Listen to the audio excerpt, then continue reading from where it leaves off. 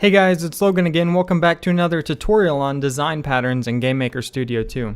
So in the previous video we talked about the singleton design pattern and how to implement it in the GameMaker.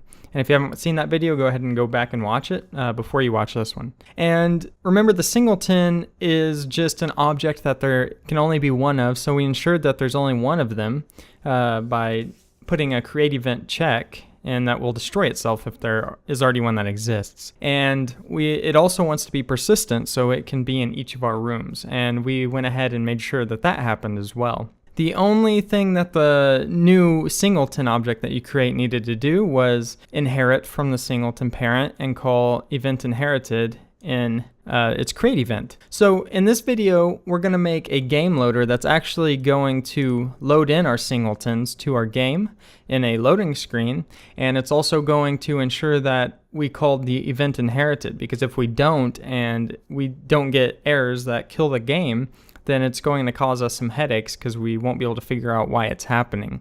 So a year down the line, when you decide to add a new controller to your game, you just inherit from singleton because you know you want it to be a singleton, but maybe you forget the event inherited. Well, we're going to make a system that lets you know that you forgot. So minimizing errors is really important. So let's go ahead and make a game loader object. And this is just going to be in charge of loading in our managers. And it's really easy to do. We're going to use a simple for loop. I'm not going to explain a for loop in this video. If we need an explanation of the for loop, I'll make a separate video on how to use the different loops in GameMaker. Okay, so this is just going to load our manager objects. Remember, this is going to take place in a loading screen. So this loading screen is going to be between your main menu and your actual gameplay. This is where you might load in objects that actually load in files, or maybe you just load your files in here, and then from those files you disperse the information to other objects in your game or the other managers. And then when we go to the next room, everything's already set up. This is what a loading screen's for, right? You can even implement a loading bar if you have that much to load, which usually we don't for these GameMaker 2D games, but you never know. You might have to load a lot of data from the hard disk, or maybe you're generating levels. Here we go. So we're just going to create an array called singletons. And we're going to start at 0, and we're just going to put our singletons here one by one. Okay, and now we're just going to run through this array and create each of these objects. Array length 1D is the function we use to get how many elements we have in this array, which is going to be 2 right now. And then we're going to increase by 1 each step. And we're going to create each of these objects. We're just going to do instance create depth. And if you're using an older GameMaker that doesn't have this function, just do instance create, same thing. And we're going to create a -1, -1 at the depth of -1, that's fine. And our object is going to be the current index of singletons. So I. Awesome, so we just created our managers. And if we go to our rooms, room 1 doesn't have anything, room 2 doesn't have anything, loading screen doesn't have anything, so let's put our game loader in loading screen. And now if I hit play, we should actually get our 2 room manager and input managers in our room, or our 1. They're stacked on top of each other, but they're both there, okay? And I hit space, so we're actually in the next room. We see that they're persistent, awesome. And now we got to the end of the game. Okay, so next, let's do a simple check. So like I said, what if we forgot to do the event inherited? So let's go ahead and see what would happen. Let me actually increase the x of this one by 10, x plus equal 20, so we could see it when it's in the room so they're not stacked on each other. And I'm going to comment out the event inherited, and I'm going to get rid of these, and I'm going to increase my font size because I always forget, need to set the default. All right, so I commented out event inherited, so we shouldn't see the blue box, okay? And we see the blue box. Oh, we shouldn't see the blue box when we go to the next room, sorry. So it did not persist because we did not call event inherited, which makes it persistent. Remember, we set persistent to true.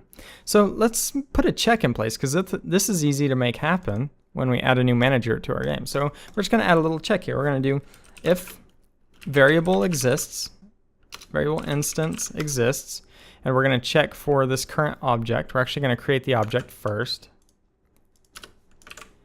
And we actually need to save this object that is created, this instance that's created, into a variable. And we'll just say variable exists for this object or this instance. Then and the variable we're going to be checking for is singleton. And we haven't created this yet, don't worry.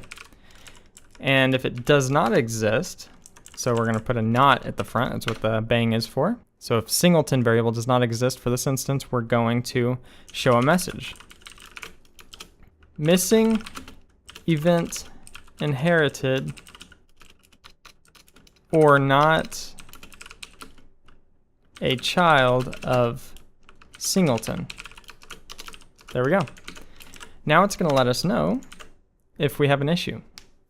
And this is easy to forget. We put this in place. It tells us exactly where to go fix it. No issues. Missing event inherited or not a child of singleton.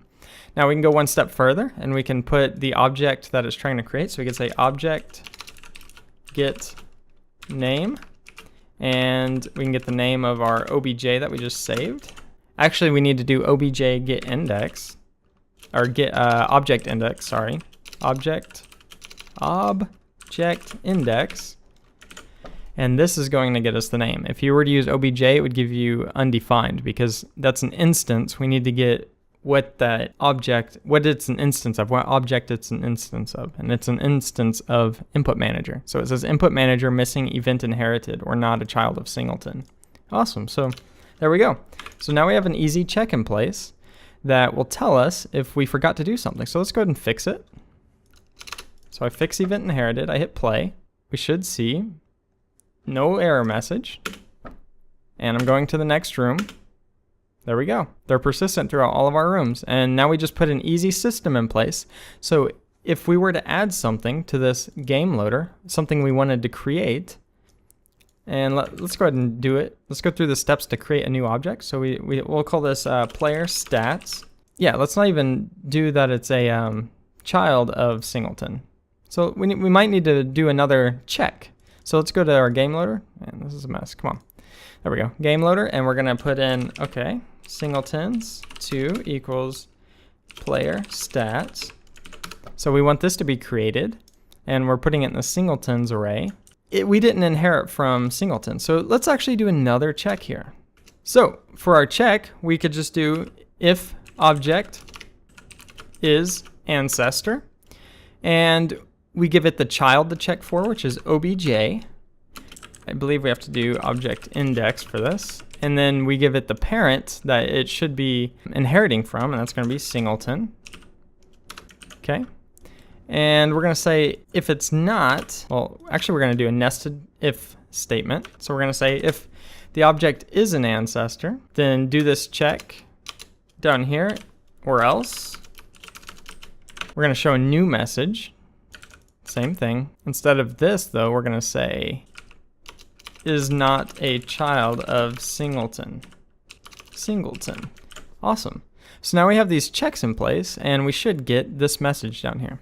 If everything went correctly. We'll see. All right, there we go. Player stats is not a child of singleton. So it's telling us right away, hey, I'm going to go ahead and create it, but it's not going to be persistent. Probably not going to be singleton. There we go. So we added a little bit more to our message. And now this is going to let us know anytime we want to add something if it's set up correctly as a singleton. If not, it's going to give us some errors. And let's go ahead and fix it and see if what happens. So let's say we come in here and we set persistent, or not persistent, we set its parent to singleton, and that's all good.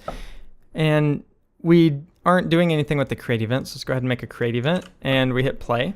It's going to let us know that we didn't call event inherited, okay? Because we just overwrote the create event. Player stats missing event inherited or not a child of singleton. We actually can get rid of that or not a child of singleton now because we did a separate check. So we're going to go to game loader, get rid of that. Game loader, that's what I asked for. There we go. I'm just going to get rid of that end of the message, and that's going to be into this video, guys. I know it's short, not super exciting, but it's really important if you put this system in. If you keep going with me in this series, you're going to have a really good setup for a game, and it's going to be really easy to add to, and you're going to see how to use these messages and things like this to make sure that you're always on the right track and you're not wasting any time, all right? So thank you guys for watching, and I'll see you in the next video.